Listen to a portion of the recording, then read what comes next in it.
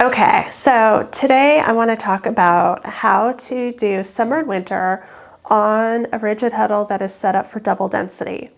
So double density threading is basically whichever threading you use, it's always the same. There's only one variation of this threading that allows you to double your EPI of your heddles. So in this case, I'm working with two 10 EPI heddles. I have 8-2 thread right here. It's a stash busting project where I have all these different colors going on.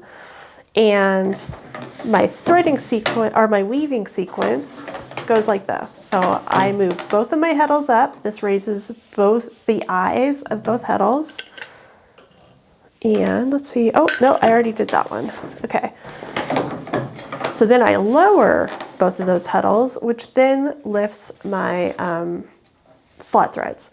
I have this little piece in here. It just helps me kind of, if they're sticking or if they're being a little knotty, I can kind of move that warping stick around, and it will help make my shed a lot cleaner. So that's one pick on the down shed. Now I'm going to lift up both of these. Once again, that raises up the eye thread, so half of my warp, and then I go down. And you just keep doing that, and you'll end up getting a nice 20 EPI weave that's usually somewhere around 1, 2, 3, 4, 5, 6, maybe around 12 picks per inch. So it does take a little bit of time, but it's not an unreasonable amount of time to weave this. So in order to set this up, I'm not going to teach you this threading here. It is available in a lot of books about rigid heddle weaving. Liz Gibson also teaches a class, which I'll link to that, and then the Handweaving Academy teaches a class on it. I teach a class on it. Yay! Little plug there, but there's a lot of different resources you have to learn to do this threading. So I'm not going to teach it. If you've been weaving with a rigid heddle for a while, learning how to double your EPI is a really great next step. So first off, what is summer and winter? Let's talk about what summer and winter is. Summer and winter is a supplementary weft weave. So supplementary weft weave is like overshot. And it's something that you can weave with a plain weave right here. So you have plain weave happening. And then as you're weaving plain weave, you're also weaving in this extra, aka supplemental weft. So you can do this in lots of different ways. If you've done crazy shot with Myra Woods, which is amazing. I love crazy shot. It's sort of almost a this isn't the right term, but kind of a brocade, right? So in crazy shot, you do this by doing a plain weave pick right here, right? So this is, whoa, am I doing it right? No, down. So you do a plain weave pick like so. Then in her book, she has you use a graph to pick up. This is very fine and close together, but you might use a needle or something to go through and count the threads if you're picking up threads according to the graph. Then you would throw in your supplemental weft, right?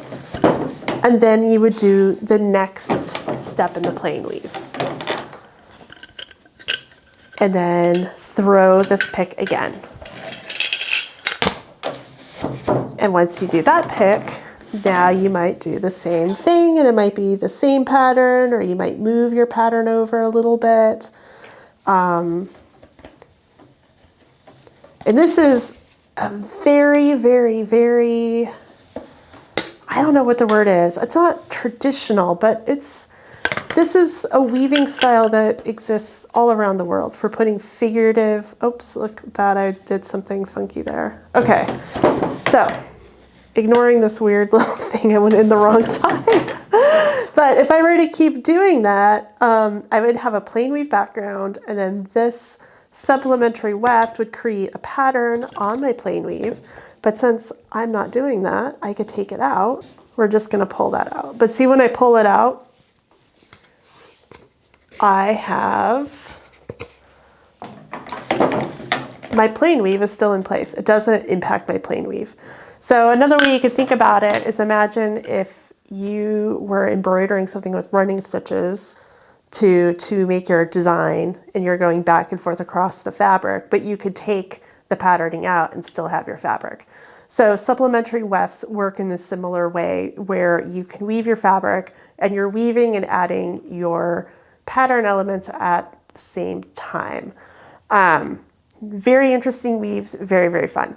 So summer and winter is a supplementary weft, not warp, is a supplementary weft technique that uses something called ties, which is another kind of complicated, I'm not even fully clear on what a tied weave is, but tied weaves tend to use, this is a double tie, there's two ties. So I would use this one, shaft one, which is my first heddle, to tie down my supplementary weft, like this. So this is Heddle 1, and since my last tabby pick was up, I do a downward tabby like this.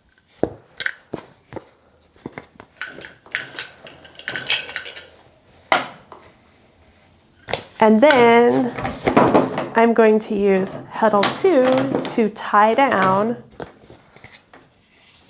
this supplementary weft. And if I did that all the way across, I would end up getting this really cool pattern, right? So then the next one is I would go back up because I already went down, and I would do another plain weave, another tabby. So I have the tabby going, and then this is sort of, it intermeshes with the weave somewhat. It kind of pushes the tabby around a little bit, but for the most part, this is separate from my tabby structure. So these things are just like laying on top of my tabby or interfacing with my tabby in some way, but just like the brocade kind of thing, I should be able to just pull this out. And although it might be a little bit looser, I'm gonna have a plain weave ground. That's a basic structure of summer and winter in terms of using the ties to tie down your weft. However, summer and winter has patterning. Summer and winter typically will float above and then dive down below some threads and dive up above some threads. And so whatever pattern you're seeing on the front, it's reversed on the back. So if it's floating on the top, being tied down on top for a section, you won't see it so much on the back. And then if it reverses, so you don't see it, you see mostly plain weave up here, then you're gonna see the supplemental weft on the back. And it's a very cool effect because you can make something be mostly maybe this color right here, this nice light green, all on the front, and on the back, you would see mostly this ground weave. So it's reversible. Some people say it's called summer and winter because coverlets would be, you know, the dark side would come up on the winter and then the lighter side would be in the summer, like you would flip it and have the light side when you could do your laundry and wash things and let them dry outside. And then the winter time you would use the dark side. So if you had like a white ground with a deep indigo wool, for example, you might see more of the indigo in the winter. So that's kind of the lore behind summer and winter. And so we've talked about how these heddles are used as ties. We talked about the tabby. So now we're going to put all those pieces together and show you how you can just use a piece of graph paper and be able to leave behind all of the complicated drafts, all that stuff, to be able to design any summer and winter pattern that you would ever want to weave. So we've talked about these slot threads right here. These are what I would consider my shaft 3 if I were to be transferring this over to a floor loom draft. You can see that they're in pairs, and each pair is coming out of a slot in this back heddle and in this front heddle. But we're going to be selecting these from the back, not up here like you do with like crazy shot, right? Okay, so each square of my graph paper is going to represent 2 of these pairs of threads. So 1 set in every slot is 1 square. Okay, got it?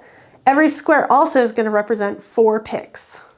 These picks are tabby up and tabby down. So those are 2, your full tabby sequence, up and down, up and down. And then these 2, your other 2 picks, are going to represent your supplemental weft. Those supplemental weft picks can either be Heddle 1 and Heddle 1, or Heddle 1 and Heddle 2, Heddle 2 and Heddle 2, Heddle 2 and Heddle 1. I know it sounds a little confusing, but that means that there's different variations of using these tie down heddles with your tabby, but it's always tabby up, tabby down, tabby up, tabby down, and then whichever kind of summer and winter pattern that you are weaving, which we're not going to go into all of them, but the combination of whether or not you're picking up Heddle 1 or Heddle 2 in between your tabby picks is going to change the way that the summer and winter is going to look. So since every square is going to equal 2 of these threads and 4 picks, now we get to design. We can design whatever we want. Whatever I can draw out on this graph, I can pick up in my rows and weave and have that pattern end up on my weaving. So let's design something and let's see how this all works. This is one thing I love about the rigid heddle, is that I can learn a threading and have the threading memorized, and instead of having a sequence of numbers I have to keep track of, instead I could create a design on a piece of paper, which feels more intuitive to me than trying to figure out how to take this design and then transfer it over to shafts. And that's something that other people really like doing, so I think it's great. But this process, I think, is also very, very fun.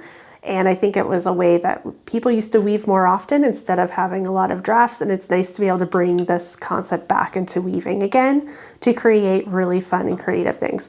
So I'm not going to do anything super complicated. I'm going to actually just do a very, very, very simple thing. So what I want to do, I think, let's see here, is maybe just do a simple square. This is also fun too because you can design weaving patterns while you drive, or while somebody drives you, I guess. And while you're going out in the world and doing things. Sometimes I wish I just had a little square stamp though. Okay, so I am just gonna draw out, I'm gonna draw like a little cross pattern. Something like that. So I'm going to put that right there. Okay, so step 1, I need to grab up these 3 squares. I'm going to just go ahead and start on the bottom and then weave up. So I'm going to start here at this bottom row, then move to the next row, move to the next row, move to the next row, move to the next row. So I'm on this bottom row. So this is 3 squares of my draft, and I'm going to use a knitting needle because I think knitting needles are easy to work with, but you could use anything really for your pickup stick. And I'm going to assume that this is my middle. So if I have 3 squares, then I'm picking up 3 pairs of threads right there. Just look how tiny that is. Maybe I should do a couple of these. Yeah, I want to do a couple of them. I'm just going to change. I'm going to give them enough space. But, oh, my dog's going to go crazy again, isn't he? So I'm going to go 3. There's 3 here. Then we're going to go pass over 4, 5. Let's go ahead and pass over 6. 1, 2, 3, 4, 5, 6. And then we're going to pick up 3 and then go 6. 1, 2, 3, 4, 5, 6. And then under 3. And then 1, 2, 3, 4, 5, 6. Under 3. Okay, so that should give me 4 little crosses all in a row. Okay, so I've got that. I'm going to go ahead and start with my up tabby, which is right here. No, down. We're starting down. So I'm going to go and throw my tabby pick. So I've got tabby pick down. Now I'm going to kind of notice I'm doing this down shed on this side of the loom. I like to kind of mark this with a hand motion like this. It's hard to see what I'm doing, but I'm moving my hand down. And it helps me remember that if my shuttle is on this side of the loom right here, that I'm probably going, well, I'm going to need to move my heddles down. That's helpful because when you're working with your supplementary weft, it's really easy to forget which sequence of your tabby you're on, and you could do, you know, tabby down and then throw your supplemental weft and then accidentally do tabby down again, and it messes up the pattern. So, okay, I did that one. So I'm going to do a version of Summer and Winter where I am going to start with my Heddle 1 or shaft 1 as my tie. So I'm going to lift this up, and as you can see, it lifts up all of, I wonder if I don't know if I have a good way of showing you this, but it lifts up everything from Heddle 1. But now I'm going to move this pickup stick up. And when I move that pickup stick up, what it's doing is it's also lifting up my shaft 3. So when I pass this supplemental weft through, what if you could see how you have these denser areas right here. So this means I'm going to see my weft through here, then it's going to disappear a little bit right here. In these little areas where I have lifted up my slot threads, now it's on the bottom. And on the bottom, all there is the threads in the eyes of Heddle 2. So we've just reversed, right? So we have the eyes of Heddle 1 up here, and then in these little areas, the eyes of Heddle 2 are my ties. So now I'm going to pull that through. We're going to hope that my dog doesn't start barking. And I am tied up in yarn. And ideally, I should tie this off. Maybe I'll do that. I'm going to go ahead and do the way you attach it, where you separate your plies. This is just mallow, by the way, so it's a thick and thin slub yarn. So this isn't going to be super precise. Looks like it's a 2-ply yarn, but you split it, and then you bring one split end through, wrap it around that end, warp end, and then bring it back up. And that should hopefully keep it tied back. Okay, so since that's thread number 1, or pick number 2, right? So I've got my down pick, I have my supplemental weft pick using Heddle 1 as my tie. Now I have my shuttle on this side, and I'm going to do a hand motion like this or like this, and that, once again, it gets it into my body and my brain that I need to lift for this next stop of my tabby. Now I'm going to put this through. Fantastic. And beat it down. And now I have Heddle 2 up. So this time I'm going to be using these ties to tie down my supplemental weft. And I'm going to go ahead and push my pickup stick forward again. So same deal. And we go through it just like that. So as you can see, we have these ends right here. It looks like I might have, yeah, nope, there we go. I think we're good. Let me just make sure I've got everything. Okay. And now we pull that one through. Okay, so that was my first 4, right? So now I'm done with this row. So I'm gonna go ahead, let me just show you. So now I've done this row. So now I'm gonna go over and I'm gonna do the second row, which is exactly the same. I don't need to move my pickup sticks. I don't need to do anything, right? Because I'm lifting up the same threads as I did on that bottom row. So we're going to go through another 4-thread sequence.